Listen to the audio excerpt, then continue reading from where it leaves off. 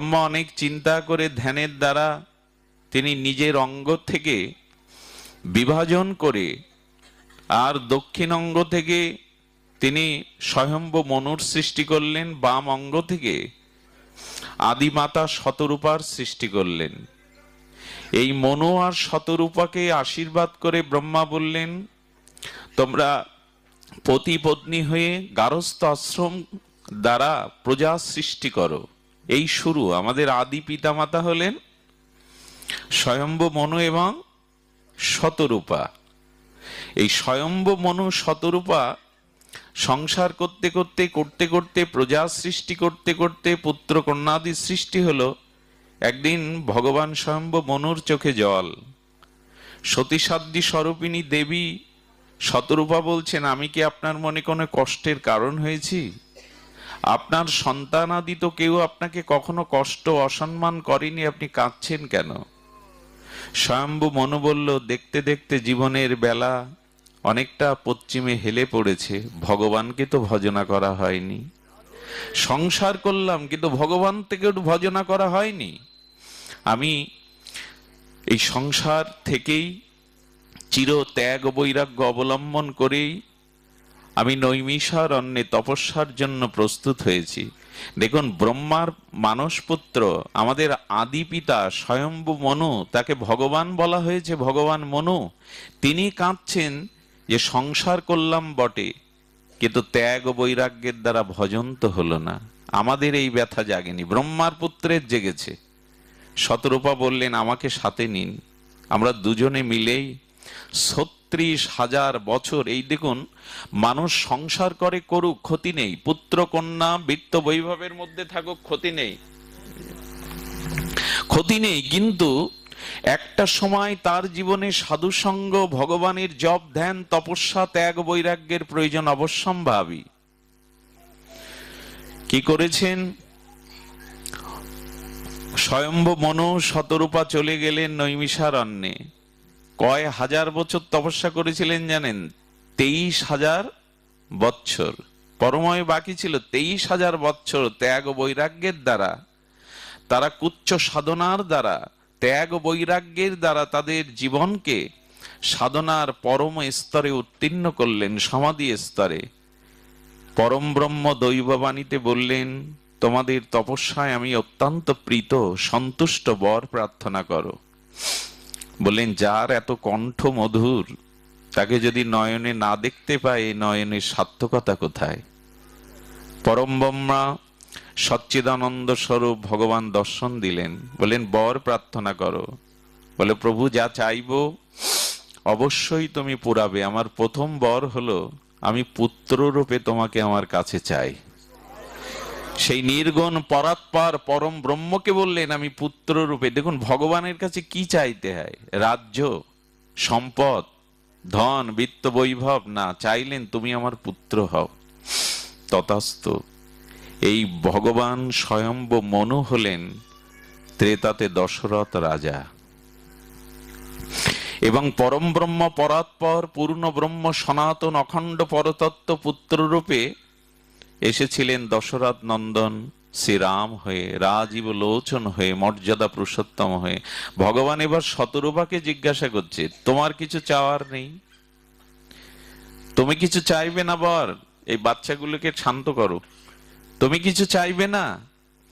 বললেন, আমি সাধনা করেছি, আমি তোমার কাছে কোনো বর চাই না, কিন্তু আমার মনে হয় যিনি বর চেয়েছেন আমার পরম পতিদেবতা, তার থেকে বেশি পাবো আমি। তুমি যদি ওনাকে বর দিয়ে থাকো যে তুমি ওনার সন্তান হবে, তবে গর্ভে ধারণ আমিই তো করবো তোমায়, প্রাপ্তিটা আমারই বেশি। এবং প্রথমেই কিন্তু সন্তান মুখ মুখোৎসব দর্শন করে আনন্দ পায় পিতা না, প্রথম কে দেখে? সন্তানের মুখ। তবে আমি তোমার মুখবদনই আগে দেখব, আলাদা করে কিছু চাওয়ার নেই, আমি অনেক বেশি পেয়েছি। তুমি পুত্র রূপে যে এসেছো, আসবে, এটা আমি পরম প্রীত হয়েছি। আমার মনে হয় স্বামীর ত্যাগ বৈরাগ্য ভগবত ভজনে যদি কোনো নারী সহায়ক হয়, স্বামীর থেকে বহুগুণ বেশি তিনি বেশিই পান। কোন রমণী যদি স্বামীর ভজন পথে প্রগতির পথে, ভজনের পথে, প্রেম ভক্তি ত্যাগ বৈরাগ্যের পথে এগিয়ে দিয়ে সাথী হয়, তার প্রাপ্তটা বেশি। তার কারণ কি জানেন? কবি জয়দেব অজয় নদীর তীরে কেন্দ্রবিল্ল গ্রামে সারা জীবন বিবাহ না করে ত্যাগ ও বৈরাগ্যের দ্বারা ডেকে চলেছেন ভগবান শ্রীকৃষ্ণকে। গীত গোবিন্দ যারা পড়েছেন, এমন গ্রন্থ পৃথিবীতে দ্বিতীয় নাই। মহাপ্রভু আস্বাদন করছেন গাম্ভীরায়। সেই জয়দেবের চরণে একজন প্রণাম করলেন, তার নাম পদ্মাবতী। জয়দেব পদ্মাবতীর কথা আপনারা শুনেছেন। তো জয়দেব সারা জীবন কেন্দ্রবিল্ল গ্রামে অজয় নদীর তীরে ভগবানকে ভজন করে গেল, কিন্তু পদ্মাবতী হাতে করে গোবিন্দকে স্বামী রূপে প্রসাদ পাওয়ালেন। জানেন তো, গীত গোবিন্দ লিখতে গিয়ে জয়দেবের কলম থেমে গেল। আগে রাধা লিখবো না আগে কৃষ্ণ, কে বড়, কার প্রেম বড়? এবং উনি যে ভাবনাটা আসছে ওইটা কলমে লিখতে পাচ্ছেন না। গোবিন্দ নিকুঞ্জ মন্দিরে রাধারানীর চরণ দোখানা নিজ বক্ষে ধরে অশ্রু জলে অভিষিক্ত করছেন রাধারানীর সেই কোটি কমল বিনিন্দিত চরণ। সেই চরণ গোবিন্দ শুধু বুকে ধারণ করেনি, তিনি মস্তকে ধারণ করে যে কথা বলেছিলেন এটা লিখতে পাচ্ছে না, মনে আসছে, লীলা স্ফূর্তিতে লিখতে পাচ্ছে না। তমসী মম জীবনম, তমসী মম ভূষণম, তমসী মম জলাদিমগ্নম, হ্যাঁ, সরখণ্ডল মণ্ডলাং দেহি পদপল্লব মোদারাম। রাধারানীর চরণ দোকানা গোবিন্দ বক্ষে ধারণ করে অশ্রু জলে আর অভিষেক করে বলছে, তুমি আমার জীবন, তুমি আমার ভূষণ, তুমি আমার জীবনের জীবন। দেহি পদপল্লব, তোমার চরণ কমল পল্লব আমার মাথায় দাও। বারবার কলম থেমে যাচ্ছে, লিখি কি করে? রাধারানীর চরণ গোবিন্দ মস্তকে নেবেন। গোবিন্দ জয়দেবের রূপ ধরে এলেন। জয়দেব গঙ্গা স্নানে গেছেন।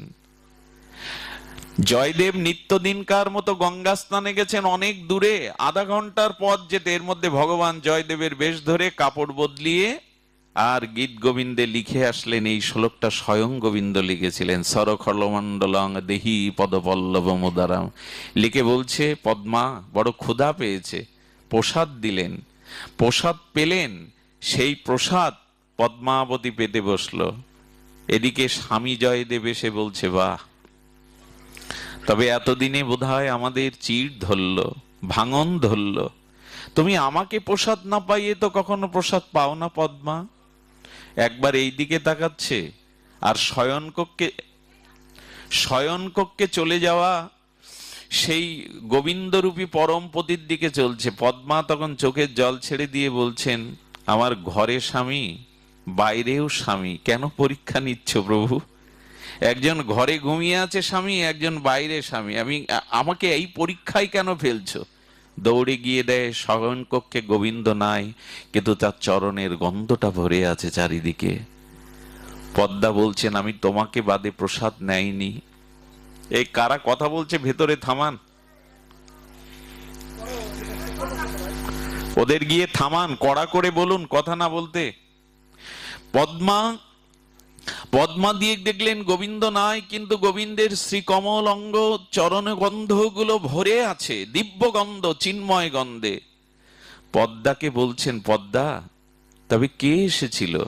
বলেন, তুমি তো এসে গীত গোবিন্দ রচনা করলে, আমার কাছে প্রসাদ চাইলে, আমি তো তোমারই অধরামৃত প্রসাদই পাচ্ছি। গীত গোবিন্দ খুলে দেখে স্বয়ং গোবিন্দ হস্তাক্ষরে লিখে গেছে এই পদ। ছুটে এসে পদ্মাকেই প্রণাম করে হাত জোড়ে বললেন, দাও, তুমি আমাকে প্রসাদ দাও। সারা জীবন গোবিন্দকে ডেকেছি, কিন্তু হাতে করে আজ তুমি তাকে সেবা করলে, ধন্য তুমি পদ্মা। এই জন্য কোন রমণী যদি স্বামীর ভজন পথে আর ত্যাগ বৈরাগ্য রূপিণী হয়ে তাকে ভগবত প্রেমের পথে, ভজনের পথে, প্রগতির পথে এগিয়ে দেয়, প্রাপ্তিটা মায়েদেরই বেশি হয়। তো আজ রামনবমী আমরা যেটা বলি, সেই রামনবমীর দিনে আর এই শতরূপাই হলেন কৌশল্যা, আর স্বয়ম্ভু মনু হলেন দশরথ। কিন্তু ভগবান বললেন, আমি তো পুত্র হয়ে যাব চতুর্ভুজ রূপে। সেদিন বলেছিলেন শতরূপা, তুমি চতুর্ভুজ হয়ে আমার সামনে দাঁড়াবে না, তুমি আমার সামনে ছোট্ট সরল শিশু হয়ে আমার কোলে উঠবে। আমি চতুর্ভুজ নারায়ণকে যাই না, তোমাকে পুত্র রূপেই চাই। সেই পুত্ররূপে এসেছিলেন চতুর অংশে, রাম লক্ষ্মণ ভরত শত্রুঘ্ন। তখন অযোধ্যার এই আচ্ছা, একটা জিনিস আছে, শ্রীকৃষ্ণ মর্যাদা পুরুষোত্তম রামচন্দ্র আর লীলা পুরুষোত্তম শ্রীকৃষ্ণের মধ্যে সব বিপরীত। কারা এর ভেতরে, কারা? না, আসতেই বসেন, আপনি বসেন।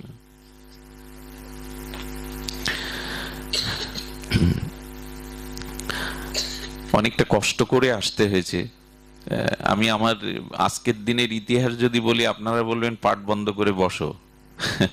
অনেকটা কষ্ট করে এসেছি, কৃপা করুন, একটু পরিবেশ শান্ত রাখুন। বলছেন রঘুপতি রামচন্দ্র এসেছিলেন আর চতুরংশে ভগবান অবতীর্ণ হয়েছিলেন। রাম এবং শ্রীকৃষ্ণ, মর্যাদা পুরুষোত্তম রামচন্দ্র লীলা পুরুষোত্তম, আর শ্রীকৃষ্ণের মধ্যে বেশ বিপরীত। শ্রীকৃষ্ণ জন্মেছিলেন রাত 12টায়, রামচন্দ্র জন্মালেন দিন 12টায়। বিপরীত, সব উল্টো। শ্রীকৃষ্ণ 3 জায়গায় বাঁকা, রাম একেবারে সোজা। রামের বাঁকা আছে নাকি? ত্রিভঙ্গ মুরারি, ত্রিভঙ্গ ঠাম, গোবিন্দের 3 জায়গায় বাঁকা। কিন্তু রামচন্দ্র, অর্থাৎ গোবিন্দ লীলাটা খুব বাঁকা, সহজে বোঝা যায় না, কিন্তু রামচন্দ্রের লীলা একেবারে সোজা। আমাদেরই মতো তাদের সরল লেখা। আচ্ছা, রামচন্দ্র কয় ভাই হয়ে এলেন? পূর্ণব্রহ্ম কয় ভাই বলুন? 4 ভাই। গোবিন্দ কয় ভাই? তার বিপরীত, 8 জন। অষ্টম গর্ভে এলেন 8 জন, এই তো।